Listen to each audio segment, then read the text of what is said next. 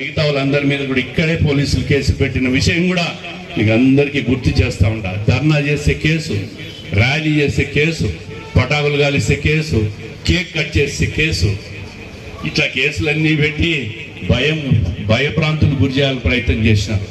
ఎన్నిటికీ భయపడకుండా మీరందరూ కష్టపడి కడప జిల్లాలో, ముఖ్యంగా కడప పట్టణంలో కసిగా పనిచేసి కడపలో తెలుగుదేశం పార్టీ నిలబెట్టిన మీ అందరికీ కూడా శిరస్సు వంచి మనస్ఫూర్తిగా నమస్కారం తెలియజేస్తూ ఉంటా. మరి ఈ తెలుగుదేశం పార్టీ ఆవిర్భావ రోజున మనమందరం కూడా ఇక్కడ కలిసాం. చాలా సంతోషంగా ఉంది. అన్ని రకాలుగా ప్రతి ఒక్కరికి న్యాయం చేయాలనే ఆలోచనలోనే ఉన్నాం. మాకు ఏ స్వార్థము లేదు. మళ్ళీ చెప్తున్నా, మాకు ఏ స్వార్థము లేదు. ఇక్కడ రాగద్వేషాలు లేవు.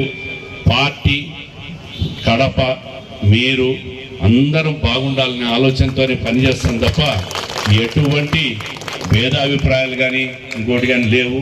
మళ్ళీ మనం కష్టపడతాం. మీ అందరికీ కూడా న్యాయం జరిగేదానికి అనేక రకాలుగా ఆలోచనలు చేస్తున్నాం, కృషి చేస్తూ ఉన్నాం. పార్టీ ప్రభుత్వం వచ్చిన తర్వాత కడప జిల్లాలో హైయెస్ట్